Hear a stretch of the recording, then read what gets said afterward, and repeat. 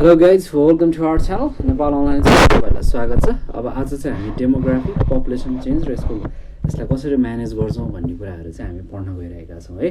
र अब डेमोग्राफी भन्ने टपिकबाटै अब सुरु गरौँ। यो डेमोग्राफी भन्ने टर्म चाहिँ ग्रिक वर्डबाट कम्पोज भएको है र यसलाई चाहिँ डेमोस र ग्राफिया भन्ने दुईवटा वर्डले बनेको छ। र यो डेमोस भनेको चाहिँ पिपल हो, त्यसै गरी ग्राफिया भनेको चाहिँ टु डिस्क्राइब हो, जसको मतलब चाहिँ स्टडी अफ पपुलेसन भन्न खोजेको हो है। र यो फर्स्ट टर्म चाहिँ कसले युज गरेको थियो भन्दाखेरि एसियल यो गुलार्डले चाहिँ युज गरेको थियो 1855 मा। उहाँको एउटा बुक थियो elements of human statics and comparative demography भनेर, त्यो बुकमा चाहिँ यो चाहिँ फर्स्ट टाइम युज गरिएको थियो यो टर्म है। र तर यो कन्सेप्ट चाहिँ फर्स्ट टाइम डेभलप चाहिँ जोन ग्रान्टले गरिसकेको थियो। उहाँको बुकको नाम रहेको थियो natural and political observation made upon the bills of mortality भन्ने उहाँको एउटा बुक थियो। त्यो बुकमा चाहिँ उहाँले यो फर्स्ट टाइम युज गरेको भएर उहाँलाई चाहिँ फादर अफ डेमोग्राफी भनेर चाहिँ चिनिन्छ है। र त्यसै गरी अब फ्युचरमा चाहिँ धेरैजनाले चाहिँ यसको बारेमा चाहिँ डेमोग्राफीको बारेमा चाहिँ लेख्दै धेरै बुकहरू छ है। र डेमोग्राफीलाई चाहिँ according to the United Nation यसलाई चाहिँ हामी कसरी डिफाइन गर्छौँ भन्दाखेरि तपाईँले प्रिभियस भिडियो हेर्नु भएको छ भने मैले डेमोग्राफीको बारेमा थोरै एक्सप्लेन गरिसकेको छु, त्यही पनि हामी हेर्दैछौँ है। डेमोग्राफी भनेको चाहिँ एउटा साइन्टिफिक स्टडी हो ह्युमन पपुलेसनको है, जहाँ चाहिँ त्यो चाहिँ के को आधारमा गरिन्छ यसको साइन्टिफिक स्टडी भन्दाखेरि यसको साइजको आधारमा होइन, यसको डिस्ट्रिब्युसन कम्पोजिसन होइन, त्यसमा आएको चेन्ज होइन, पपुलेसनको साइजमा आएको चेन्जको आधारमा चाहिँ यसको बारेमा हामी स्टडी गर्छौँ। त्यसलाई चाहिँ हामी डेमोग्राफी भनेर भन्दछौँ। र यसले के गर्ने भयो, यो चाहिँ म्याथमेटिकल क्यालकुलेसनसँग डिल्स हुने भयो है। त्यहाँ चाहिँ धेरैवटा खालको मेजरमेन्ट हुन्छ, जस्तै कि फर्टिलिटी रेटको कुरा आउँछ, मोर्टालिटी रेटको कुरा आउँछ, त्यसै गरी माइग्रेसन रेट, ग्रोथ रेट होइन, बर्थ डेथ माइग्रेसन, यो सबै पनि जति पनि कुराले चाहिँ पपुलेसनमा ल्याउने जुन चेन्ज हुन्छ, परिवर्तन हुन्छ, यसको बारेमा स्टडी गर्नु नै चाहिँ के रहेछ, डेमोग्राफी रहेछ। र अब यसलाई हामीले डिफाइन गर्नु पर्दाखेरि कसरी लेख्नु पर्यो इक्जामको प्रपोजमा भन्दाखेरि यो चाहिँ एउटा demography can be defined as the scientific study of the human population with respect to your size, composition, distribution and change भनेर भन्नु पर्यो है। र अब यस मेरो ह्यान्ड राइटिङ अलिकति पोर छ, प्लिज मैले धेरै कुराहरू केही पनि लेखाएको छैन, तर तपाईँहरूले चाहिँ नोट माग्नुहोस् है। नोट माग्नुभयो भने म तपाईँहरूलाई नोट फरवर्ड गरिदिन्छु है। नेपाल अनलाइन स्कुलले तपाईँहरूलाई नोट पनि प्रोभाइड गरिदिन्छ। बेटर चाहिँ मसँगै लेख्दै जानुहोस् अथवा बुझ्दै आउनुहोस् है। र केही कुराहरू बुझेन जस्तो लाग्यो भने पनि प्लिज कमेन्ट गर्नुहोस् है, अझ मेल गर्नुहोस्, तल डिस्क्रिप्सनमा राखिदिन्छु, फोन नम्बरहरू राखिदिन्छु, कल गर्नुहोस् र त्यही अनुसार चाहिँ तपाईँहरूलाई केमा प्रब्लम हुन्छ भन्ने गर्नुहोस् है। र अब चाहिँ डेमोग्राफी भनेको चाहिँ एउटा एकदमै ब्रोड सेन्स रहेछ नि, यसको एकदमै ठुलो एरिया रहेछ भन्ने कुरा हामीले बुझ्यौँ होइन। यसलाई चाहिँ हामीले धेरै एङ्गलबाट स्टडी गर्ने रहेछौँ होइन। यसको डिस्ट्रिब्युसन, अब पपुलेसनमा आएको साइजको कुरा, बर्थको कुरा, डेथको कुरा, माइग्रेसनको कुराहरू है। र अब यो सबै चिजको स्टडी त गर्ने, तर अब त्यसको लागि के चाहियो, डाटाहरू चाहियो होइन हो। र अब यसलाई चाहिँ हामी कसरी स्टडी गर्न सक्छौँ भन्दाखेरि चाहिँ भन्ने कुराहरू चाहिँ हामी हेर्नेछौँ है। र यसको लागि चाहिँ यो स्टडी गर्नको लागि चाहिँ हामीलाई चाहिन्छ सोर्सेस अफ पपुलेसन डाटा भनौँ है। पपुलेसन डाटाको सोर्स चाहिन्छ। अब यो पपुलेसन डाटाहरूले चाहिँ अब धेरै खालको इन्फर्मेसनहरू चाहिँ इन्डिकेट गरिरहेको हुन्छ, जस्तै कि बर्थको कुरा आयो, डेथको, माइग्रेसन, एजको, सेक्सको, म्याटरनल स्टेटस, रिलिजन होइन, लिट्रेसीको कुरा आउँछ, त्यसै गरी ल्याङ्ग्वेजहरू होइन, अकुपेसन, यो सबै खालको इन्फर्मेसनहरू चाहिँ हुन्छ है। र यो इन्फर्मेसनले चाहिँ के गर्न मद्दत गर्छ हामीलाई, फर्मुलेट्स अथवा त्यसलाई इम्प्लिमेन्ट गर्न चाहिँ होइन मद्दत गर्छ, जस्तै कि कन्ट्रीको प्लानिङमा, पोलिसिजहरू बनाउनको लागि होइन, यस्तो कुरामा चाहिँ यसले मद्दत गर्ने भयो है। र सोर्स चाहिँ दुईवटा तरिकाको हुन्छ, एउटा चाहिँ प्राइमेरी सोर्स, अर्को चाहिँ सेकेन्डरी सोर्स। अब प्राइमेरी सोर्स भनेको चाहिँ फर्स्ट ह्यान्ड डाटाहरू है, जुन चाहिँ जस्तै कि सेन्ससको बारेमा हामीले सुनेका छौँ नि है, जनगणना भनिन्छ नि होइन, त्यसको सेन्सले, जस्तै कि नेपालमा चाहिँ लास्ट टाइम 2068 मा सेन्सस भएको थियो है, अब चाहिँ 2078 मा हुनेवाला छ है। त्यसै गरी हाम्रो नेपालमा चाहिँ 10 इयर्समा हुन्छ, त्यो थाहा छ होइन, तर कति कन्ट्रिजहरूमा चाहिँ 5-6 वर्षको इन्टरभलमा पनि हुने गर्दछ। अब हामी आउँ प्राइमेरी सोर्सतिर। अब प्राइमेरी सोर्स भनेको चाहिँ कस्तो रहेछ, फर्स्ट ह्यान्ड डाटाहरू सरी है। त्यसै गरी अर्को खालको प्राइमेरी सोर्सेस भनेको चाहिँ स्याम्पल सर्वेहरू होइन, सर्वेहरू गरेर, त्यसै गरी हाम्रो एडमिनिस्ट्रेटिभ रेकर्डहरू होइन, हाम्रो जस्तै कि अड्डा अदालतको रेकर्डहरूबाट हैन। त्यसैगरी पपुलेसनको रजिस्टरहरुबाट यिनीहरु चाहिँ के हो सबै प्राइमरी सोर्स हो पपुलेसनको। त्यसैगरी सेकेन्डरी सोर्सहरु पनि छ जस्तै कि इनर सोर्स भनेको चाहिँ जस्तै कि कुनै पनि अर्गनाइजेसनले निकालेको पब्लिश गरेको पेपरहरुबाट हैन। त्यसैगरी एजेन्सीजहरुले निकाल्छ हैन, अर्गनाइजेसनहरुले निकाल्छ, बुक्सहरु पब्लिश हुन्छ हैन। त्यसैगरी जर्नलिस्टहरुले पनि धेरै खालको डकुमेन्टहरु चाहिँ पब्लिश गर्नुहुन्छ, धेरै मान्छेहरुले रिसर्च गर्नुहुन्छ, त्यस्तो रिसर्च रिपोर्टहरु यिनीहरु चाहिँ सेकेन्डरी सोर्स हो पपुलेसनको। र यिनीहरु यो सोर्सहरु मध्ये चाहिँ जेनरली चाहिँ जस्तै कि सेन्सस, भाइटल रजिस्ट्रेसन अथवा स्याम्पल सर्वेहरु हैन। त्यसैगरी एडमिनिस्ट्रेटिभ रेकर्ड अथवा पपुलेसन रजिस्टर भन्नुको मतलब प्राइमरी सोर्सेसहरु चाहिँ बेस्ट मानिन्छ अथवा फ्रिक्वेन्टली युज गरिन्छ हाम्रो देशको कुरामा है। र ओके, अब थोरै हामी डिस्कस गर्दै जाउँ सेन्ससको बारेमा। सेन्सस भनेको एउटा चाहिँ मेन सोर्सेस हो डेमोग्राफिक डाटाको, यो थाहा पाइहाल्यौँ है। र यो सेन्सस भनेको पनि ल्याटिन वर्डबाट आएको हो जुन चाहिँ डिराइभ भएको थियो सेन्सर भन्ने SENSER सेन्सर भन्ने वर्डबाट चाहिँ आएको वर्ड हो जसको मतलब चाहिँ भ्यालु अथवा ट्याक्स हो है। त्यसबाट आएको चाहिँ वर्ड हो सेन्सस। र अब यो एन्सियन्ट टाइमदेखि हेर्दै आउने हो भने चाहिँ धेरै पर्पजको लागि चाहिँ सेन्ससहरु छ। जस्तै कि मेनली चाहिँ पहिला चाहिँ ट्याक्स पैसा जसले ट्याक्सहरु तिर्छ नि हैन, त्यस्तोहरुको चाहिँ लिस्ट कलेक्सन अफ लिस्ट बनाएर चाहिँ यो सेन्ससहरु हुने गर्छ। तर अब आजको प्रेजेन्ट डेटमा चाहिँ सबै डिटेलहरु लिइन्छ मान्छेको हैन। एउटा कन्ट्रीको एउटा टाइममा चाहिँ सबै डिटेलहरु राखिन्छ। जस्तै कि एउटा टाइममा सेन्सस हुन्छ, जस्तै कि 2068 मा नेपालमा लास्ट टाइम भएको सेन्सस यो थियो भने यो चाहिँ असारको 3 गतेदेखि 13 गतेसम्म चाहिँ यो गएको थियो है। र त्यो भन्नुको मतलब के हुने भयो, एउटा पर्टिकुलर टाइम भित्र चाहिँ यो सेन्सस हुन्छ क्या। गणना चाहिँ एउटा पर्टिकुलर टाइम तोकेको हुन्छ गभर्नमेन्टले र त्यो टाइम भित्र हुन्छ। जस्तै कि 1 वर्ष लगाएर गर्ने, 2 वर्ष लगाएर गर्ने भन्ने हुँदैन, त्यस्तो लङ पिरियड लिँदैन, एकदम सर्ट पिरियडमै गर्छ यो सेन्सस है। र अब युएनले चाहिँ कसरी डिफाइन गर्छ यसलाई भन्दाखेरि पपुलेसन सेन्ससलाई चाहिँ कसरी डिफाइन गर्छ भन्दाखेरि एउटा टोटल प्रोसेस हो जहाँ चाहिँ कलेक्ट हुन्छ हैन। त्यसपछि कलेक्ट भइसकेपछि त्यसलाई के गर्नु पर्यो, कम्पाइल गर्नु पर्यो, इभ्यालुएट गर्नु पर्यो हैन। हामीले त्यसलाई एनालाइज गर्नु पर्यो अथवा त्यसलाई पब्लिस गर्छ हैन। हो त्यस्तो खालको चाहिँ एउटा डेमोग्राफिक स्टडीलाई चाहिँ सेन्सस भनेर चाहिँ युएनले डिफाइन गरेको छ है। र त्यसैगरी अब अलिक अर्को यसको सेन्ससको पनि टेक्निक्सहरु छ है। तीनटा टेक्निक छ सेन्ससको, जसलाई चाहिँ डिफ्याक्टर मेथड, डिज्योर मेथड र मोडिफाइड डिज्योर मेथड भनेर चाहिँ नाम दिएको छ। र थोरै कुरा गरौँ हामी डिफ्याक्टो मेथड। यो चाहिँ एक्जामको बेला पनि सोध्न सक्छ है तपाईहरुलाई, यो चाहिँ अलिकति ध्यान दिएर सुन्नु होला। अब यसलाई चाहिँ हामीले जेनरली सिम्पली रूपमा चाहिँ डिफ्याक्टो मेथडलाई चाहिँ कसरी बुझ्न सक्छौं भन्दाखेरि चाहिँ जस्तै कि एउटा यो सेन्सस चाहिँ कसरी कन्डक्ट हुन्छ भन्दाखेरि मान्छेहरुलाई चाहिँ जहाँ भेटिन्छ त्यहाँ काउन्ट गरिदिने है। र त्यो सेन्सस चाहिँ त्यसरी कन्डक्ट भएको हुन्छ। र यो चाहिँ अलिकति यो खालको सेन्सस चाहिँ अरबियन कन्ट्रीजहरुमा अथवा हाइली एजुकेटेड जहाँ हुन्छ नि कन्ट्रीहरुमा, जस्तै कि स्पेशली युरोपियन कन्ट्री, स्पेशली इंग्ल्यान्डमा चाहिँ यो अलिकति बढी नै पपुलर छ हैन। त्यो भएर त्यहाँको रुल्स रेगुलेसन अलिकति छिटो चेन्ज हुन्छ भन्छ नि।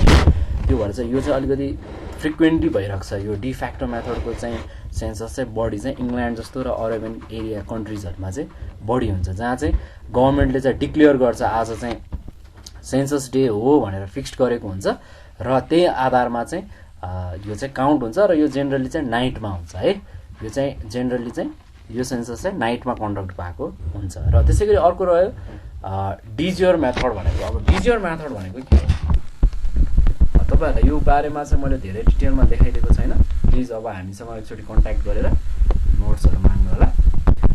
र डिज्योर मेथड भनेको चाहिँ यो जस्तो खालको चाहिँ कसरी कन्डक्ट गरिन्छ भन्दाखेरि पर्मानेन्ट प्लेसमा बसेको रेसिडेन्सलाई चाहिँ आधार मानेर चाहिँ गरिने एउटा खालको सेन्ससलाई चाहिँ डिज्योर मेथड भनेर भनिन्छ। The census method which can be conducted on the basis of permanent place of residence है। र यो चाहिँ अलिकति मोर प्र्याक्टिकल र साइन्टिफिक छ डिफ्याक्टो मेथड भन्दा। यो भन्दा चाहिँ अलिकति बढी साइन्टिफिक र प्र्याक्टिकल रहेको छ। र यो सेन्सस चाहिँ जेनरली अब जस्तै कि अब हाम्रो देशको कुरा गर्नु पर्दाखेरि चाहिँ हाम्रो कन्ट्रीले चाहिँ मोडिफाइड डिज्योर मेथड नै जेनरली प्रयोग गरिरहेको छ है अहिलेको केसमा। पहिला चाहिँ यो डिज्योर मेथडहरु नै प्रयोग हुन्छ, तर अर्को थर्ड मेथड जसलाई हामी मोडिफाइड डिजर मेथड भन्छौँ, यो चाहिँ कन्डक्ट गर्छ हाम्रो कन्ट्रीले है। यो चाहिँ एडप्ट गरेको छ एराउन्ड 1954 तिरदेखि यो सेन्सस चाहिँ एप्लाई भइसकेको छ, यो मेथडको सेन्सस नेपालमा पनि है। र यसमा चाहिँ के हुन्छ भन्दाखेरि यो मेथडमा चाहिँ कस्तो हुन्छ भन्दाखेरि यो मेथड चाहिँ थर्ड मेथड पनि हो र यसलाई चाहिँ डेभलप गरिएको छ मोडिफाइड डिजर मेथड। अब यसमा कसरी पर्फर्म हुने भयो भन्दाखेरि अब यो चाहिँ युजल प्लेस अफ रेसिडेन्स भनेको मान्छे जहाँ भए पनि युजल्ली जहाँ बस्छ त्यही ठाउँमै रहेर चाहिँ यो सेन्सस चाहिँ क्यालकुलेट गरिन्छ। जस्तै कि अब कुनै पनि मान्छेहरू चाहिँ 6 महिनादेखि एउटा कुनै पर्टिकुलर मान्छे चाहिँ 6 महिनादेखि कुनै एउटा ठाउँबाट, जस्तै कि एउटा कुनै गाउँबाट चाहिँ सिटिज एरियामा आएर बसेको 6 महिनासम्म भइसकेको छ भने उसलाई चाहिँ यो मोडिफाइड डिजर मेथडमै इम्प्लिमेन्ट गरिन्छ है। र त्यही मेथडकै आधारमा चाहिँ उसलाई त्यो लिस्टमा इम्प्लिमेन्ट गरेर त्यो सिटी त्यो एरियाको मान्छे मानेर त्यो एरियाको रेसिडेन्ट मानेर यो क्यालकुलेसन हुने गर्छ र यो प्र्याक्टिकल्ली एकदमै राम्रो पनि छ है। त्यसै गरी अर्को थर्डमा रहेको छ अब कभरेज अफ इन्फर्मेसनको कुराहरू आयो। कभरेज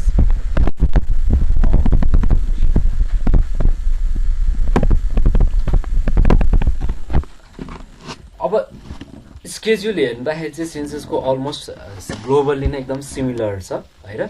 र अलिकति कन्ट्री टु कन्ट्री चाहिँ अलिकति फरक पनि हुन्छ होइन, उनीहरूको आफ्नो कन्ट्रीको पोलिसी अनुसार प्लान अनुसार होइन। र यो स्केड्युल्सहरू चाहिँ प्रिपेयर गरिन्छ युएनको गाइडलाइनको आधारमा है। र एकदमै इम्पोर्टेन्ट इन्फर्मेसनहरू चाहिँ जेनरली इन्क्लुड हुन्छ सेन्ससमा, जस्तै कि जियोग्राफिकल क्यारेक्टर्सहरू है। त्यसै गरी अर्को भनेको चाहिँ पर्सनल र हाउस होल्ड क्यारेक्टरिस्टिक्सहरू, त्यसै गरी इकोनोमिक क्यारेक्टरिस्टिक्सहरू। यो तिनवटा कुरालाई चाहिँ एकदमै यो युएनले प्रोभाइड गरेको गाइडलाइन हो, यसको आधारमा नै सेन्सस हुन्छ। जस्तै कि जियोग्राफिकल क्यारेक्टर्स भनेको चाहिँ प्लेस अफ रेसिडेन्स, मान्छेहरू चाहिँ युजल्ली कस्तो ठाउँमा चाहिँ बढी छन् भन्ने कुराहरूको निष्कर्ष निकाल्नु। त्यसै गरी मान्छे कुन ठाउँमा जन्मियो है, प्लेस अफ बर्थको कुरा आधारमा। त्यसै गरी प्लेस अफ वर्कको आधारमा मान्छे कहाँ बसेर जेनरली बढी काम गरेको छ है। यस्तो कुराहरूलाई चाहिँ जियोग्राफिकल क्यारेक्टरिस्टिक्सभित्र राखेको छ। त्यसै गरी अर्को भनेको चाहिँ पर्सनल एन्ड हाउस होल्ड क्यारेक्टरिस्टिक्सको आधारमा भनेको छ। जस्तै कि पर्सनल भन्नुको मतलब एजको कुरा आउँछ, सेक्सको कुरा आउँछ, कास्टको कुरा आउँछ, म्याटर्नल स्टेटसको कुरा आउँछ, रिलिजनहरूको कुरा आउँछ, लिट्रेसीको कुरा आउँछ, सिटिजनसिप ल्याङ्ग्वेजको कुरा आउँछ होइन। त्यसै गरी फर्स्ट म्यारिजको कुरा आउँछ। अब एज अफ फर्स्ट म्यारिज, पहिलो विवाहले कहाँ गरेको हो अथवा त्यस्तो कुराहरू आउँछ। त्यसै गरी नम्बर अफ चिल्ड्रेनको कुराहरू आउँछ होइन। त्यसै गरी नम्बर अफ लिभ बर्थ अथवा नम्बर अफ चिल्ड्रेन भन्दा नि अलाइभ चिल्ड्रेनहरूको कुरा आउँछ है। हुन चाहिँ त्यस्तो कुराहरू चाहिँ पर्सनल र हाउस होल्ड क्यारेक्टरिस्टिक्सभित्र पर्दछ। त्यसै गरी इकोनोमिकल क्यारेक्टरिस्टिक्सभित्र के परेको, अभियसली अकुपेसन, पेसा के हो, इन्डस्ट्रीहरू कस्तो छ होइन, जस्तै गरी इम्प्लोइमेन्ट कस्तो छ, यस्तो कुराहरू चाहिँ इकोनोमिकल क्यारेक्टरिस्टिक्सभित्र पर्छ। र यो आधारमा चाहिँ यसलाई चाहिँ कभर गरिएको हुन्छ। अब सेन्ससको फिचर्स के रहेछ त्यो हेरौँ है। अब national data bank of age, sex होइन, कास्ट, रिलिजन, अकुपेसन र अरू खालको डिसएग्रिगेटेड डाटाहरू है। त्यसै गरी यो चाहिँ कसले कन्डक्ट गर्छ सेन्सस, ओन्ली गभर्मेन्ट बोर्डले मात्रै गर्न पाउँछ, अरूले गर्न पाउँदैन। र यसको चाहिँ फिक्स्ड इन्टरभल छ, त्यो भनेको 10 वर्ष है, प्रत्येक 10 वर्षमा हुनुपर्छ। र डाटाहरू चाहिँ बेस्ड कसरी भएको हुन्छ, इन्डिभिजुअल काउन्टिङको आधारमा चाहिँ रहेको हुन्छ। र यो चाहिँ तीनटा मेथडबाट हुनु पर्यो, डिफ्याक्टो, डिजर र मोडिफाइड डिजर मेथडबाट होइन। त्यसै गरी डिफ्याक्टो भन्नाले जेनरली मैले इङ्ल्यान्डको कुरा गरेँ, त्यसै गरी अरेबियन कन्ट्रीको कुरा गरेँ। त्यसै गरी डिजर मेथडको पनि हामीले थोरै डिस्कस गऱ्यौँ होइन। यो पनि पर्मानेन्ट एड्रेस रेसिडेन्सहरू चाहिँ कहाँनिर बसेको छ त्यसको आधारमा हुने भयो है। र त्यसै गरी मोडिफाइड डिजर मेथड चाहिँ कस्तो भयो, जो मान्छे चाहिँ 6 महिनादेखि 6 मन्थदेखि कुन ठाउँमा चाहिँ बसेको छ त्यसको आधारमा है। यस्तो खालकोलाई चाहिँ हामी सेन्ससको फिचर्स त्यो तीनटा मेथड युज गरेरै गर्नु पर्यो है त। र अब यसको इम्पोर्टेन्स के छ भन्दाखेरि चाहिँ यसको मेन इम्पोर्टेन्ट भनेको चाहिँ अब जब सबै कुराहरूको इन्फर्मेसन हुन्छ नि त्यो कन्ट्रीको होइन, यो सबै कुराको इन्फर्मेसन हुने बित्तिकै के हुने भयो भन्दाखेरि कन्ट्रीले के गराउनु पाउने भयो, प्लान बनाउन पाउने भयो, पोलिसी बनाउन पाउने भयो, फर्दर स्टेप कहाँनिर लैजानुपर्छ होइन, बढी कहाँ काम गर्नुपर्छ, धेरै पैसाहरू इन्भेस्ट कहाँ गर्नुपर्छ, इन्डस्ट्रीहरू धेरै कहाँ डेभलप गर्नुपर्ने छ होइन। सँगसँगै लिएर मान्छेको एउटा क्वालिटी अफ लाइफ डेभलप कसरी गर्न सकिन्छ, यस्तो कुराहरूको चाहिँ हामीलाई आइडिया हुन्छ है। अर्को भनेको चाहिँ भाइटल रजिस्ट्रेसन सिस्टमको कुरा हो।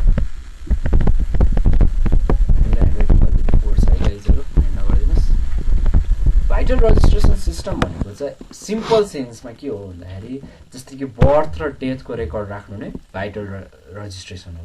र यो सिस्टममा के हुन्छ भन्दाखेरि धेरैवटा भाइटल इभेन्ट भएको हुन्छ, जस्तै कि birth, death, marriage, divorce, migration होइन, यो सबैको रेकर्डहरू राखिएको हुन्छ। र भाइटल रजिस्ट्रेसन चाहिँ एकदमै इम्पोर्टेन्ट छ, इम्पोर्टेन्ट सोर्स हो डेमोग्राफिक डाटाको लागि।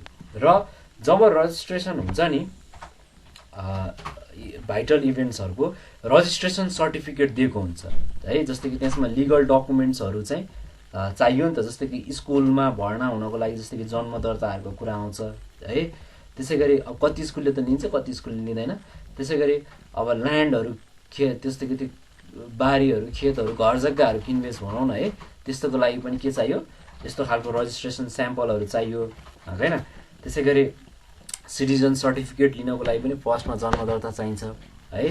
यो यस्तो खालको चाहिँ रजिस्ट्रेसन चाहिँ एकदमै इम्पोर्टेन्ट हुन्छ। यसलाई चाहिँ हामी भाइटल रजिस्ट्रेसन सिस्टम भनेर भन्दछौँ है। र यो चाहिँ यसले चाहिँ स्ट्याटिकल रेकर्ड जति नै राख्छ नि बर्थ, डेट, माइग्रेसन, डिभोर्सहरूको, यसैलाई चाहिँ हामी भाइटल रजिस्ट्रेसन भनेर चाहिँ सिम्पल रूपमा पढ्न सक्छौँ। यसलाई त्यसै गरी डिफाइन गर्न सक्छौँ। र यो चाहिँ डाटा कसरी प्रिपेयर गरिन्छ भन्दाखेरि यसलाई चाहिँ प्रिपेयर गरिन्छ, कलेक्ट गरेर, एडिट गरेर होइन। त्यस्तोलाई चाहिँ हामी भाइटल स्ट्याटिक्स पनि भनेर भन्दछौँ। र यो चाहिँ फर्स्ट टाइम स्टार्ट भएको थियो इङ्ल्यान्डमा अराउन्ड 16th सेन्चुरीतिर है। जस्तै कि बर्थको रेकर्ड राख्ने, डेथको रेकर्ड राख्ने, माइग्रेसनको रेकर्ड, म्यारिजको रेकर्ड राख्ने है। यो चाहिँ चर्चेसहरूमा हुन्थ्यो, चर्चमा हुन्थ्यो त्यो टाइममा। र यो चाहिँ आजको दिनमा चाहिँ एकदमै पपुलर छ। यो चाहिँ वेस्टर्न सिस्टम नै हो है। र अब अर्को कुरा गरौँ, coverage of information in vital registration system in Nepal. अब नेपालमा चाहिँ कसरी हुन्छ भन्दाखेरि फर्स्ट चाहिँ बर्थमा, जस्तै कि बर्थमा नेम अफ चाइल्डको कुरा आउँछ, सेक्स, अर्डर, डेट, कहिले जन्मियो, प्लेस अफ बर्थ कुन हो, प्यारेन्ट्सहरूको नाम के हो, उसको उमेर कति छ, एजुकेसन, अकुपेसनको कुराहरू राखिन्छ। त्यसै गरी डेथमा पनि नेम, एज, सेक्स, म्याटर्नल स्टेटसहरू, कास्ट, प्लेस अफ डेथहरूको, एड्रेसको, अकुपेसन र place of birth age cause of death, के कारणले ऊ चाहिँ डेथ भएको, यो कुराहरू चाहिँ हाम्रो नेपालमा पनि यसरी राखिन्छ। त्यसै गरी म्यारिजको कुरा आउँछ, म्यारिजको कुरा आउँदाखेरि पनि नाम, age, caste, education, occupation, address यस्तो कुराहरू पर्छ है, सबै कुराहरू पर्छ है। त्यसै गरी नेम अफ प्यारेन्ट्सको नेमहरू, रेसिडेन्स अफ ब्रिड अथवा कहाँनिर चाहिँ विवाह भएको होइन, usual place of residence of bride अथवा ब्राइज ग्रुम भनौँ होइन। त्यसरी डिभोर्सको कुराहरू पनि आउँछ। डिभोर्समा चाहिँ त्यसै गरी चिल्ड्रेनहरू कतिवटा छ, टोटल लाइफ बर्थ कति, लिभ बर्थहरू कतिवटा छ होइन।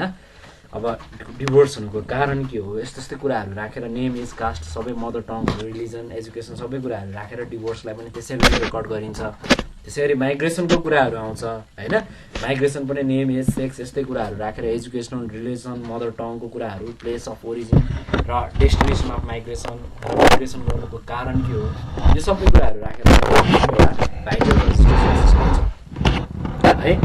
र अब जस्तै कि फर्स्ट डकुमेन्ट चाहिँ नेपालमा पनि कसरी गरिएको थियो भन्दाखेरि एउटा गाउँ पञ्चायत ऐन भन्ने थियो है, एक्ट 1961मा अथवा 2019 BSमा।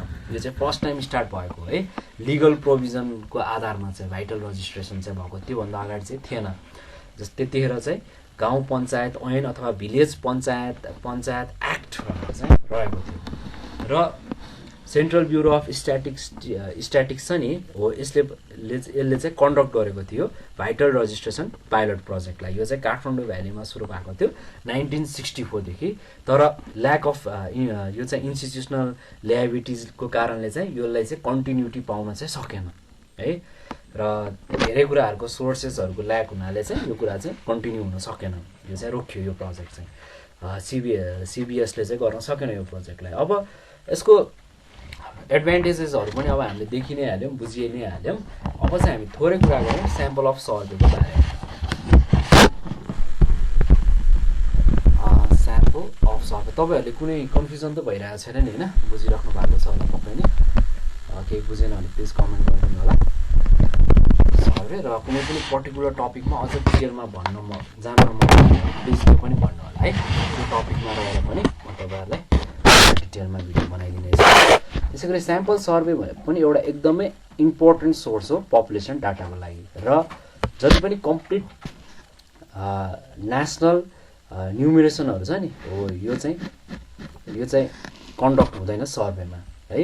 र डाटाहरू चाहिँ कसरी कलेक्ट हुन्छ भन्दाखेरि सेलेक्टेड हाउस होल्डहरूलाई लिएर होइन सेलेक्टेड घरहरूलाई लिएर र त्यसै गरी पपुलेसन एउटा इन्फायर क्यारेक्टरिस्टिक्सको जुन जति पनि इन्टायर पपुलेसन छ नि त्यसमध्येको चाहिँ इन्फियर क्यारेक्टरिस्टिक्सहरूलाई चाहिँ छानेर चाहिँ यो सर्वे हुन्छ। र यसलाई चाहिँ हामी कसरी डिफाइन गरौँ भन्दाखेरि चाहिँ यो चाहिँ एउटा यस्तो खालको प्रोसेस हो जहाँ चाहिँ कलेक्ट हुन्छ, कम्पाइल हुन्छ, इभ्यालुएट हुन्छ र पब्लिसिङ गरिन्छ डेमोग्राफिक र सोसल सँगसँगै इकोनोमिक डाटाहरू र जुन चाहिँ एउटा स्याम्पल पपुलेसनमा चाहिँ in order to infer the general behaviour of entire population of a place or a country in a given period टाइमलाई चाहिँ हामी के भनिरहेछौँ स्याम्पल सर्वे भनेर भन्दछौँ। अब स्याम्पल अपरेसनको प्रोसेस के हो भन्दाखेरि फर्स्टमा चाहिँ अब्जेक्टिभको डिटरमाइन गर्नु, त्यसै गरी डिटर्मिनेसन हुनु पऱ्यो स्याम्पल र त्यसको मेथोडोलोजीहरूको है। त्यसै गरी क्वेसनरिजहरूलाई डिजाइन गर्नु पऱ्यो, त्यसै गरी ट्रेनिङ दिनु पऱ्यो, प्री टेस्टिङ टुल्सहरू जस्तै कि एक्जाम्पलको लागि क्वेसनरिजहरूको पनि एक्जाम्पल लिन सक्छौँ हो त्यस्तो खालको चाहिँ एउटा प्री टेस्टिङ टुल्सहरू जेनेरेट गरिन्छ। त्यसै गरी त्यसलाई फाइनलाइजेसन गरिन्छ टुल्सहरूलाई है। यो प्रोसेसमा चाहिँ यो सर्वेहरू चाहिँ प्रोसेस हुन्छ र यसको इम्पोर्टेन्स भनेको चाहिँ इन डेप्थ स्टडी हो, त्यसै गरी मोर क्वालिटेटिभको लागि र यसले चाहिँ एक्युरेट करेन्ट डाटा दिन्छ होइन। त्यसै गरी कस्ट इफेक्टिभ मेथड पनि हो यो चाहिँ एउटा र त्यसै गरी थोरै मेन पावरहरू पुग्यो होइन, लेस टाइम पनि एकदमै थोरै कन्ज्युम भयो, त्यो भएर एकदमै इम्पोर्टेन्ट छ। र यो चाहिँ के को लागि इसेन्सियल छ भन्दाखेरि प्रोजेक्टको लागि चाहिँ एकदमै इसेन्सियल छ बिफोर रन गर्नुभन्दा अगाडिको लागि है। र नेपालमा डेमोग्राफिक स्याम्पल सर्वे चाहिँ कतिखेर स्टार्ट भएको थियो भन्दाखेरि 1966मा जुन चाहिँ नेसनल हेल्थ सर्वेले चाहिँ गरेको थियो नेपालमा है। र डेमोग्राफिक डाटाहरू चाहिँ कसरी कलेक्टेड हुने रहेछ, धेरैवटा स्याम्पल सर्वेहरूबाट पनि कलेक्ट हुने रहेछ। र यो सर्वे चाहिँ यो चाहिँ स्पेसल इम्पोर्टेन्स पनि छ यसको स्टडी र रिसर्चको लागि पनि यो एकदमै यसको चाहिँ एकदमै स्पेसली यसको इम्पोर्टेन्स पनि छ। र 2016सम्म चाहिँ यो लेटेस्ट डेमोग्राफिक सर्वे हो नेपालमा चाहिँ 2016 चाहिँ सम्म चाहिँ जुन चाहिँ कसले कन्डक्ट गर्ने रहेछ नेपाल डेमोग्राफिक हेल्थ सर्वेले नै कन्डक्ट गरेको रहेछ। र यो चाहिँ कन्डक्ट गर्ने हो under the ministry of health and population, जहाँ चाहिँ टेक्निकल र फाइनेन्सियल एसिस्टेन्ट चाहिँ कसले दिएको थियो भन्दाखेरि युएसएडले दिएको थियो है। र यो चाहिँ सर्वे कन्डक्ट भएको थियो सिङ्गल राउन्डमा र मल्टी राउन्ड मोड्समा, दुईवटा मोड्समा। र त्यस सँगसँगै यसमा क्रस सेक्सनल एरियाहरू पनि आएको थियो, मल्टी राउन्ड सर्वेहरू पनि भएको थियो है। त्यसरी हुन्छ यो सर्वेहरू। त्यसै गरी अर्को रह्यो एडमिनिस्ट्रेटिभ रेकर्डको कुराहरू।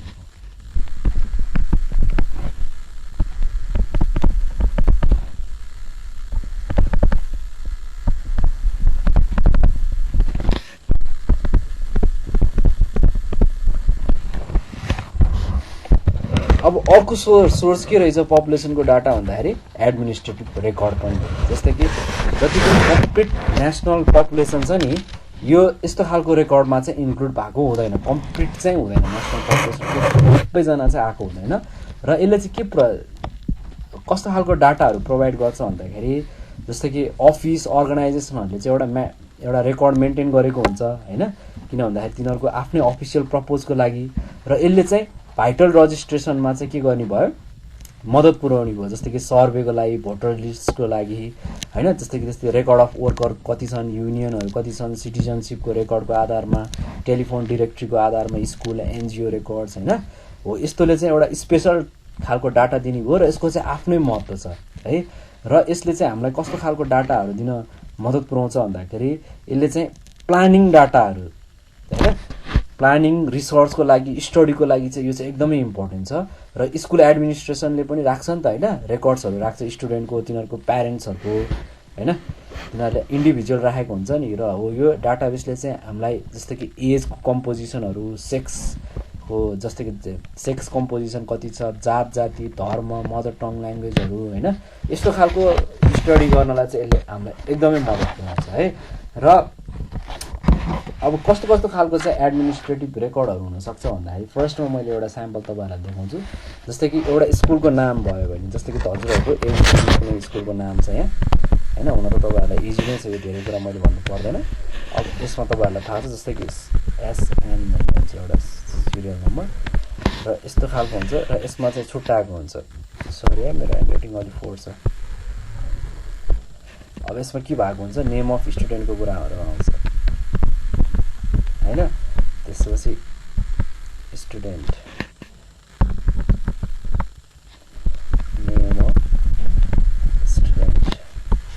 स्टुडेन्टको नाम सँगसँगै के हुने भयो, एजको कुरा आउने भयो, त्यसै गरी सेक्सको कुराहरू आउने भयो, त्यसरी कास्टको कुराहरू आउने भयो, ल्याङ्ग्वेजको कुराहरू आउने भयो, सबै कुरा हुन्छ।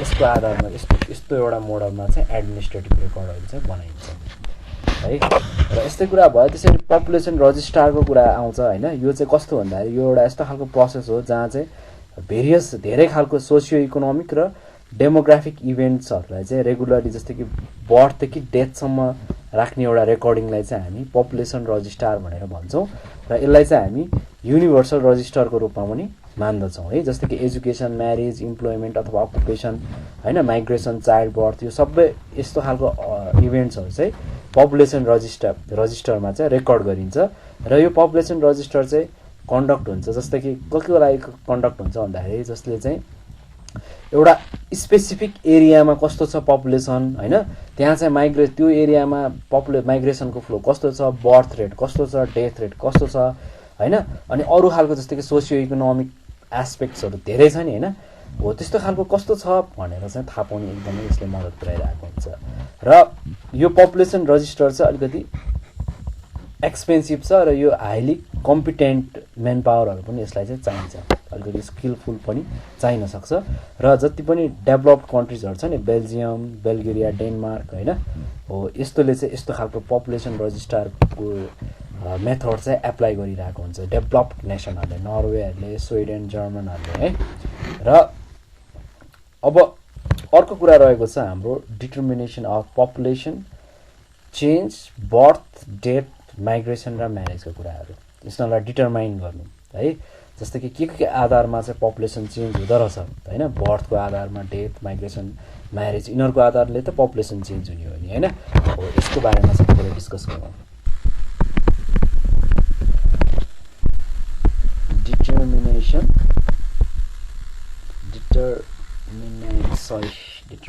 भन्ने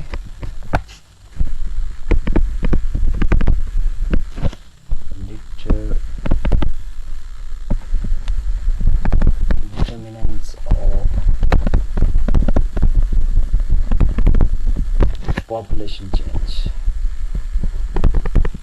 अब पपुलेसन चाहिँ के छ, डाइनामिक छ नेचरमा है। र population of a particular country or place कहिले पनि यिनीहरू सेम रहँदैनन्, एउटै टाइममा सधैँ कन्सट्यान्ट हुन्छ भन्ने हुँदैन। र साइज अफ पपुलेसन के छ, चेन्जेबल छ। किन भन्दाखेरि पपुलेसन चेन्ज हुनुको मेन कारण के हो, बर्थ र डेथ हो। यो चाहिँ रेगुलर प्रोसेसमा भइरहेको हुन्छ। त्यसै गरी बर्थ, डेथ र माइग्रेसनलाई पनि मानिन्छ, बेसिक कम्पोनेन्टको रूपमा मानिन्छ पपुलेसनको चेन्जको लागि है। र बर्थले के गर्छ, पपुलेसन इन्क्रिज गर्छ भने डेथले डिक्रिज गर्छ। त्यसै गरी माइग्रेसनले चाहिँ के गर्न सक्छ, इन्क्रिज अथवा डिक्रिज गर्न सक्ने पपुलेसन, जहाँबाट ऊ माइग्रेट भएर एउटा ठाउँबाट बसाइ सरेर अर्को ठाउँमा जान्छ, एउटा ठाउँको घट्छ, अर्को ठाउँमा बढ्छ। त्यही भएर माइग्रेसनको चाहिँ सिग्निफिकेन्ट इफेक्ट रहेको छ पपुलेसन चेन्जमा है, within the context of whole country भनौँ न है। त्यसै गरी बर्थ र डेथ भनेको चाहिँ यिनीहरू नेचुरल कम्पोनेन्ट अथवा फ्याक्टर हुन् पपुलेसन चेन्जको लागि। त्यसै गरी माइग्रेसन चाहिँ अननेचुरल अथवा एउटा आर्टिफिसियल कम्पोनेन्ट रह्यो है। र त्यसै गरी बर्थको अब म यसमा चाहिँ धेरै कुरा गर्न चाहिनँ, किनभने तपाईँहरूले जुनियर लेभलदेखि पढ्दै आउनु भएको छ। र बर्थ भनेको कस्तो हो, एउटा इम्प्याक्ट कजेस हो जुन चाहिँ रिलेटेड छ टाइमसँग, त्यसले चाहिँ इन्क्रिज गरिरहेको हुन्छ पपुलेसन। त्यसै गरी बर्थ एउटा नेचुरल फ्याक्टर अथवा एलिमेन्ट्स हो जुन चाहिँ पपुलेसन चेन्ज र यसले चाहिँ धेरै खालको पपुलेसन इन्क्रिजहरू चाहिँ कज गराइरहेको हुन्छ है। र त्यसै गरी children born in a country increase the कन्ट्रीको पपुलेसन साइज बढाउनु पनि यसले मद्दत गराइरहेको हुन्छ। जस्तै कि अब कस्तो कस्तो भाइटल रोलहरू चाहिँ प्ले गर्छ पपुलेसन चेन्ज हुँदाखेरि अथवा बर्थले गर्दा अथवा फर्टिलिटीले गर्दाखेरि भन्दाखेरि एउटा चाहिँ सोसल फ्याक्टरमा जस्तै कि जति पनि पर्सनहरू रहेको हुन्छ सोसाइटीमा यिनीहरूले चाहिँ रेस्पेक्ट र एडप्ट गर्नुपर्छ एउटा ट्रेडिसनल कस्टमलाई as well as social values र नर्म्सलाई है र despite their irrelevance and inappropriated some of such social traditional values and norms cannot be avoided easily कति कुराहरू है र हाम्रो देशको कुरा गर्नु पर्दाखेरि चाहिँ सोसल ट्रेडिसन नर्म्स र बिलिफ्सहरू चाहिँ एकदमै धेरै छन् र मेन फ्याक्टर पनि हो पपुलेसन इन्क्रिज हुनुमा है त्यसै गरी धेरै सन्तानले डाँडा काँडा ढाक्ने यताउति छ नि त होइन त्यस्तो खालको वरदान दिने चलन छ त्यसै गरी अब यो अर्को कुराले पनि हुन्छ जस्तो कि इलिट्रेसीको कारणले होइन अर्ली म्यारिजहरूको कारणले त्यसै गरी धेरै कुरा छ अब जस्तै कि वुमनको पोर स्ट्याटसले गर्दाखेरि धेरै खालको चाहिँ एउटा सोसल फ्याक्टर हो बर्थको कारणले चाहिँ धेरै पपुलेसन बढ्नको रिजन छ होइन नेपालको केसमा अझै स्पेसली रुरल एरियामा चाहिँ यो देखिन्छ धेरै त्यसै गरी पोलिग्यामी भनिन्छ पोलिग्यामी भनेको एउटा स्टिल प्रिभिलेन्ट छ हाम्रो सोसाइटीमा जहाँ चाहिँ म्यान चाहिँ ले चाहिँ एउटाभन्दा बढी वाइफ हुने र मोर नम्बर अफ चिल्ड्रेन हुने है त्यो कारणले पनि पपुलेसनको साइज इन्क्रिज हुन्छ तर यो कुरा चाहिँ अलिकति प्र्याक्टिकल्ली लागु छैन तर यो अलिकति अगाडिको समयसम्म यो चाहिँ अलिकति बढी नै हुन्थ्यो है यो पोलिग्यामी भन्ने टपिक किनभने धेरै बहुविवाह अहिले त बहुविवाह मुद्दा यताउति लाग्ने छ नि त होइन त्यसरी फ्यामिली स्ट्रक्चरको आधारले जस्तो कि जोइन्ट फ्यामिली सिस्टम जहाँ चाहिँ 2 अथवा 3 जेनेरेसनसम्मको मान्छे चाहिँ एउटै परिवारमा रहेको हुन्छ यस्तोले पनि यो देखिन्छ है ओके र अब अर्को भनेको चाहिँ इकोनोमिक फ्याक्टर जस्तै कि इकोनोमिक फ्याक्टरमा चाहिँ पोर इकोनोमिक लेभलहरू पोभर्टीको कारणले अनइम्प्लोइमेन्टको कारणले अकुपेसनको रिजनले गर्दा पनि यसलाई चाहिँ असर पारिरहेको हुन्छ जस्तै कि फर्टिलिटी छ नि हाम्रो कन्ट्रीमा के छ सर्टेनली एफेक्टेड भएको छ भेरियस इकोनोमिक फ्याक्टरले गर्दाखेरि जस्तै कि र पोर र डेभलपिङ कन्ट्रिजहरूमा जस्तै कि नेपाल जस्तो केसमा के हुन्छ भन्दाखेरि इकोनोमिक फ्याक्टर नै एउटा चाहिँ इम्पोर्टेन्ट फ्याक्टर कन्सिडर भएको छ ऱ्यापिड पपुलेसन ग्रोथ हुनको लागि है जस्तै कि केही खालका इकोनोमिक फ्याक्टरहरू के हो भन्दाखेरि एउटा economic status poverty unemployment age based occupation है यस्तो कुराहरू त्यसै गरी अर्को छ इन्भाइरोमेन्टल फ्याक्टर छ अब इन्भाइरोमेन्टल फ्याक्टरमा चाहिँ कस्तो कुराहरू पर्छ भन्दाखेरि क्लाइमेटहरूको आधारमा जस्तै कि क्लाइमेट र नेचुरल सिचुएसन चाहिँ कस्तो छ प्रिडोमिनेन्ट इन्भाइरोमेन्टल फ्याक्टर्स हो र यो क्लाइमेट छ नि कन्ट्रीको चाहिँ यसले चाहिँ डाइरेक्ट एफेक्ट गर्छ फर्टिलिटीमा है पिपलको र जेनरली चाहिँ कन्ट्री जहाँ चाहिँ हट क्लाइमेट हुन्छ त्यहाँ चाहिँ हायर फर्टिलिटी हुन्छ जुन कन्ट्रीमा चाहिँ कोल्ड क्लाइमेट हुनु कन्ट्री भन्दा चाहिँ र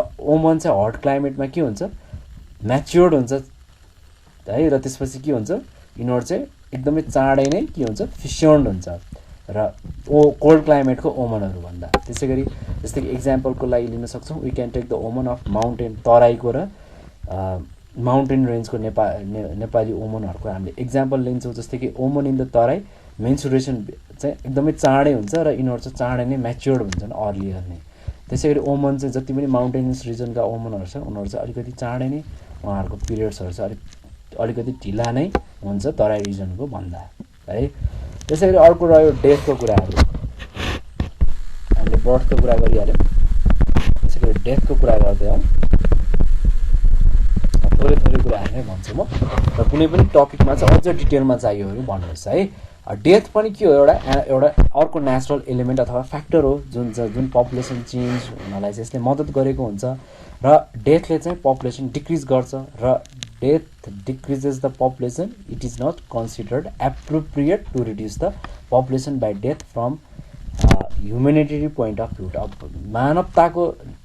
मानवताको हिसाबले चाहिँ डेथको एङ्गलबाट चाहिँ पपुलेसन घट्नुलाई चाहिँ त्यति राम्रो मानिँदैन है र the effort for reducing death is global अब ग्लोबली नै चाहिँ यो डेथलाई चाहिँ कसरी घटाउन सकिन्छ भनेर धेरै प्रोग्रामहरू चाहिँ हुन्छ कामहरू भएको हुन्छ र नेपालमा पनि धेरैवटा इफोर्टहरू गरिएको छ जस्तै कि मोर्टालिटीहरू एकदमै हाई भएको भएर चाहिँ यसलाई घटाउने क्रम त्यसै गरी effort to reduce the mortality होइन त्यसै गरी सिडिआर भन्ने छ क्रुड डेथ रेट यो पनि डिक्रिज भएको छ नेपालमा है 9.6बाट 7मा पुगेको छ पर 1000 पपुलेसन इन नेपाल यो चाहिँ 2001 देखि 2015 सम्मको रेकर्ड हेर्दाखेरि है अझै अहिले धेरै लेटेस्ट रेकर्डहरू आइसक्यो। त्यसै गरी डेथको एउटा सोसल फ्याक्टर भनेको के हो? इलिट्रेसी हुनुले, early marriage, lack of health service र फेसिलिटीको कारणले, लाइफस्टाइलको कारणले होइन, यसले पनि हाम्रो डेथ चाँडै कज गराउन सक्छ। त्यसै गरी इलिट्रेसीमा के कस्तो हुन्छ भन्दाखेरि इन्फ्यान्ट मोर्टालिटी रेट र चाइल्ड मोर्टालिटी चाहिँ एकदमै हाई छ, स्पेसली रुरल सोसाइटिजमा, नेपालमा पनि है। किन भन्दाखेरि त्यहाँ ल्याक अफ नलेज हुन्छ, प्रपर केयर हुँदैन होइन, न्युट्रिसनको कुराहरू आउँदैन। त्यसै गरी धामी झाँक्री झर्ला अथवा स्पिरिचुअल हिलर्स पनि भन्छौँ, तिनीहरूलाई धेरै बिलिभ गर्नाले होइन, त्यसै गरी ट्रिटमेन्ट गर्न प्रपर ट्रिटमेन्ट नलिनाले अथवा मेडिकल साइन्सलाई चाहिँ धेरै विश्वास नगर्नाले अथवा त्यसमा फिटिक्कै विश्वास नगर्नाले, धामी झाँक्रीमै बढी विश्वास हुनाले त्यो पनि प्रब्लम छ, इस्यु छ है। र त्यसै गरी डिजिजेसको कुराहरू छ, रोगले गर्दाखेरि पनि मोर्टालिटी एकदम देखिन्छ। जस्तै कि कोभिड-19 होइन, त्यसले के गर्यो, त्यो एउटा भाइरसले त लग्यो नि मान्छे धेरै होइन। त्यसै गरी एड्सहरू छ, त्यसै गरी धेरै खालको हेरिडिटी डिजिज छ, हार्ट एट्याकको कारणले नेपालमा कति मान्छेहरू डेथ भएको सुनिन्छ, डायबिटिजको कारणले है। त्यसै गरी न्युमेनिया, क्लोरेला होइन, त्यसै गरी धेरै छ, यस्तोले पनि डेथ गराउन सक्यो। लाइफस्टाइल भन्नाले फुड हेबिटको कुराहरू आउँछ, डेली रुटिन, फिजिकल एक्सर्साइज नगर्नाले होइन, अरू खालको हेल्दी बिहेभियर अथवा लाइफस्टाइल एप्रोच नगर्नाले यो स्ट्याटस हो। त्यसै गरी इकोनोमिक फ्याक्टरको कुरा आउँछ। इकोनोमिक फ्याक्टर भनेको पोभर्टी र पोर लिभिङ स्ट्यान्डर्डले गर्दाखेरि अब आधी नेप्लिज पिपुल्सहरू चाहिँ अन्डर एब्सोल्युट प्रपर्टी लाइनमा चाहिँ छ है, जहाँ चाहिँ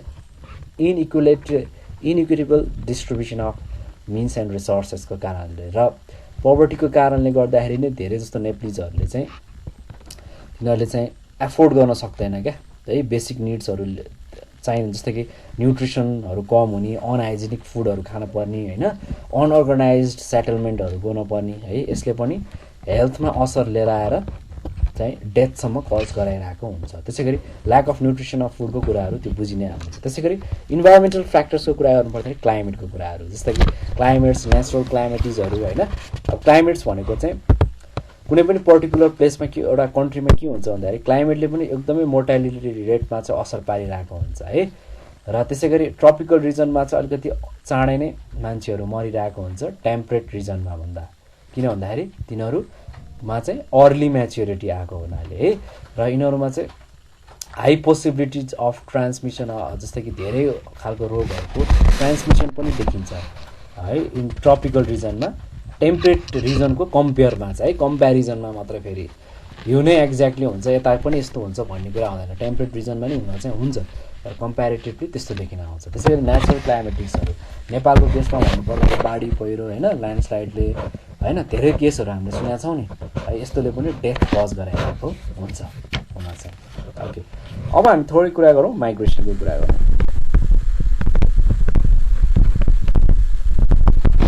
अब यो चाहिँ एउटा एलिमेन्ट्स हो है पपुलेसन चेन्जमा, र इन्टरनल माइग्रेसनले चाहिँ एफेक्ट गर्दैन टोटल पपुलेसनको कन्ट्रीमा, तर यसले चाहिँ के हो, एउटा पर्टिकुलर प्लेसमा अथवा कुनै पनि एउटा इन्टरनल एरियामा मात्रै चाहिँ यसले एफेक्ट गर्छ। जस्तै कि माउन्टेनको मान्छे, हिमाल पहाडको मान्छे चाहिँ तराई भेगमा आएर बस्छ, अथवा कुनै पाहाडको मान्छे सिटिजमा अथवा काठमाडौँ, पोखरा, धरान धेरै जस्तो सिटिजहरूमा ट्रान्सफर गर्छ भने यसले कन्ट्रीकै पपुलेसन चाहिँ चेन्ज गरेको होइन, तर एउटा पर्टिकुलर एरियाको चाहिँ त्यसले के गरिरहेको हुन्छ, पपुलेसन चेन्ज गरिरहेको हुन्छ है। त्यसले पनि इम्ब्यालेन्सहरू आउँछ है, त्यो पनि राम्रो कुरा चाहिँ होइन। धेरै माइग्रेसन हुनु होइन, सिटिजमा बढी क्राउड बनाउनु अनि आफ्नो ठाउँहरू छोड्नु, धेरैको चाहिँ बाध्यता पनि छ, त्यो नगरी पनि भएको छैन, त्यो गर्नुपर्छ, तर त्यो त्यति राम्रो कुरा होइन।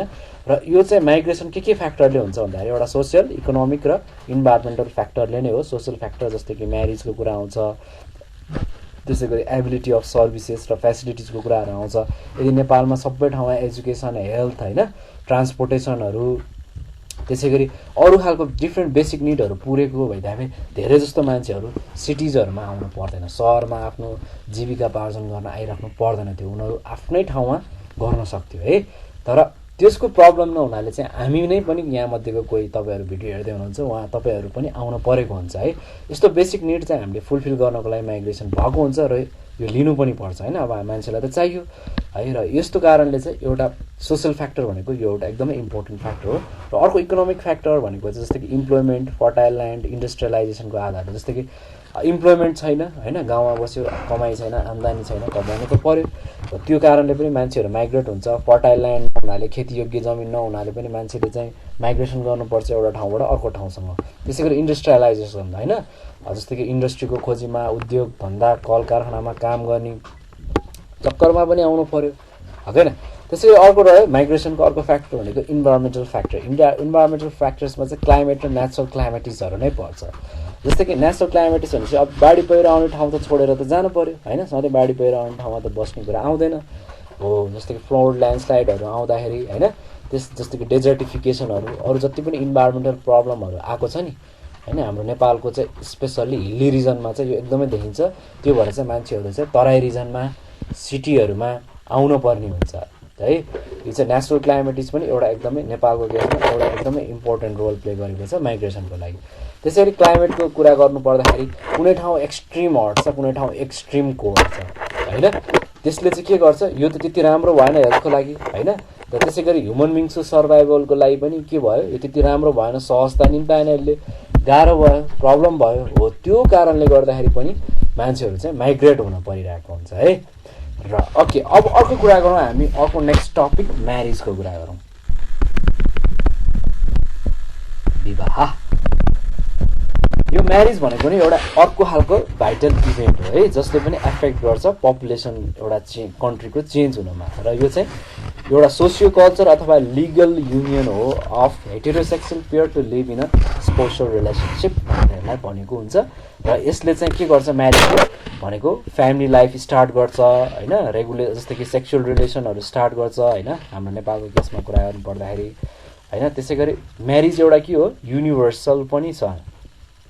नेपालको केसको कुरा गर्नुपर्दा marriage is universal in Nepal है। र त्यसै गरी यस्तै अरू कम्पोनेन्ट जस्तै म्यारिजले पनि धेरैवटा फ्याक्टरहरू एफेक्ट भएको हुन्छ। जस्तै कि कास्ट, इथनिसिटीको कुरा आउँछ, रिलिजियस भ्यालुजको कुरा आउँछ, नर्म्सको भ्यालुज एन्ड नर्म्सको कुरा आउँछ, ल्याक अफ एजुकेसन। यो के हो, सोसियल कल्चर फ्याक्टर हो जसले चाहिँ अर्ली म्यारिजहरू कज गर्न सक्छ है। त्यसै गरी एजुकेसन नहुनाले, त्यसै गरी युनिभर्सालिटी अफ म्यारिजको कुरा आउनाले, त्यसै गरी रिलिजन भ्यालुज एन्ड नर्म्सको कुरा आउनाले होइन, त्यसै गरी जेन्डर बायसको कुरा आउनाले, यो सबै के हो, फ्याक्टर्स एफेक्टिङ म्यारिज। यो चाहिँ सोसल कल्चर फ्याक्टरभित्र पर्छ। त्यसै गरी इकोनोमिक फ्याक्टर्समा चाहिँ पोभर्टी, अकुपेसन र इन्कमको कुरा आउँछ।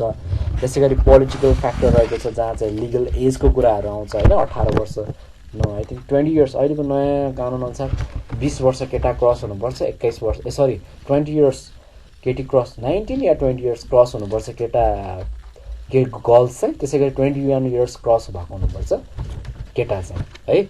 त्यसरी मात्रै बिहे गर्न पाइन्छ, यस्तो खालको कुराहरू छ। र त्यसै